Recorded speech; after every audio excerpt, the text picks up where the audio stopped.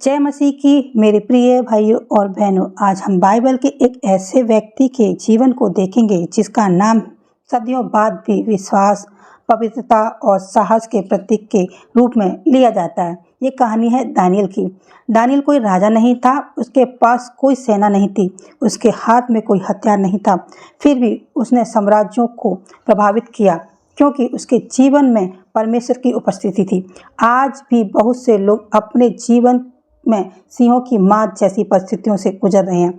बीमारी, आर्थिक कठिनाइयाँ, पारिवारिक तनाव, भविष्य की चिंता या विश्वास की परीक्षा। दानियल की कहानी हमें सिखाती है कि परमेश्वर अपने विश्वासी लोगों को कभी नहीं छोड़ते। बाबुल की कैद और दानियल का चुनाव। दोस्तों, जब यरूशलेम पर आक्रमण हुआ तब दानियल को बंदी बनाकर बाबुल ले जाया गया। उससे उसकी मातृभूमि छीन ली गई, उसका घर छीन लिया गया, उसका भाषा और संस्कृति बदल दी गई। लेकिन एक चीज़ कोई नहीं छीन सका, उसका परमेश्वर पर विश्वास। दोस्तों, परिस्थितियां बदल सकती हैं लेकिन विश्वास नहीं बदल सकता। पवित्र जीवन का निर्णय। जब राजा का भोजन सामने था, यह सम्मान की बात थी, लेकिन दानियल ने कहा, मैं परमेश्वर के विरुद्ध समझौता नहीं करूंगा। आज भी दुनिया हमें कई प्रकार के समझौते करने के लिए कहती है, लेकिन परमेश्वर चाहता है कि उसके लोग पवित्र जीवन जिए। जैसे उदाहरण देती हूँ, जैसे शुद्ध पानी में गंदगी की एक बूंद पूरा स्वाद बदल सकती है, वैसे ही छोटा सा समझौता भी आत्मिक जीवन को प्रभावित कर सकता है। दानियल की सबसे बड़ी शक्ति उसका पद नहीं था, उसकी सबसे बड़ी शक्ति उसकी प्रार्थना थी। वह प्रतिदिन 3 बार परमेश्वर से प्रार्थना करता। जब कानून बदल गया तब भी उसकी प्रार्थना नहीं बदली। जो घुटनों पर झुकना सीखता है उसे जीवन की चुनौतियां झुका नहीं सकती। दानियल के शत्रु उसकी कोई गलती नहीं ढूंढ सके, इसलिए उन्होंने उसके विषय को ही उसके विरुद्ध हथियार बना लिया। विश्वासयुक्त जीवन हमेशा सभी को अच्छा नहीं लगता, लेकिन परमेश्वर सब कुछ देखता है। दानियल को मार में डाल दिया गया। बाहर से देखने वालों को लगा कि अब सब समाप्त हो गया, लेकिन जहाँ मनुष्य की शक्ति समाप्त होती है वहीं परमेश्वर का कार्य आरंभ होता है। परमेश्वर ने अपना स्वर्गदूत भेजा और सिंहों के मुंह बंद कर दिए।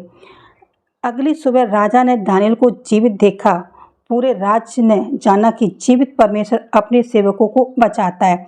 दानियल की परीक्षा उसकी हार नहीं बल्कि परमेश्वर की महिमा का अवसर बनी। जीवन में लागू करें। अपने आप से पूछिए, क्या मेरी प्रार्थना प्रतिदिन पर निर्भर करती है? क्या मैं छोटे लाभों के लिए अपने विषय से समझौता करता हूँ? क्या मैं कठिन समय में भी परमेश्वर पर भरोसा रखता हूँ? यदि आपका उत्तर हाँ है तो दानियल की तरह विश्वास में स्थिर रहिए। दानियल की कहानी केवल इतिहास नहीं है, यह हर उस व्यक्ति के लिए आशा का संदेश है जो आज भी कठिन परिस्थितियों में है।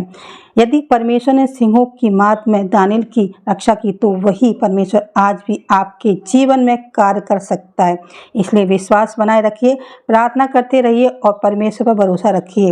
वह समय पर अवश्य कार्य करेगा। चलिए हम छोटी सी प्रार्थना करते हैं।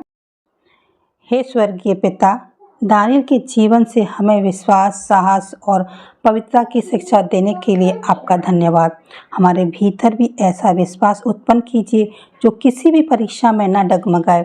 जो लोग आज भय, बीमारी, निराशा, आर्थिक संकट या पारिवारिक समस्याओं से घिरे हैं, उन पर अपनी दया की दृष्टि कीजिए। हमें प्रार्थना में स्थिर रहने, सत्य पर चलने और हर परिस्थितियों में आप पर भरोसा रखने की सामर्थ्य दीजिए। हमारा जीवन भी आपकी महिमा का कारण बने। हम यह प्रार्थना प्रभु यीशु मसीह के सामर्थ्य नाम में मांगते हैं, आमीन। आप सभी को जय मसीह की। मैं विश्वास करती हूँ ये संदेश और ये प्रार्थना आपके जीवन में बहुत ऐसे काम करेंगी। मैं विश्वास करती हूँ कि परमेश्वर ने आपकी प्रार्थना और विनती को सुन लिया। यीशु के नाम में आमीन। जय मसीह की सभी लोगों को।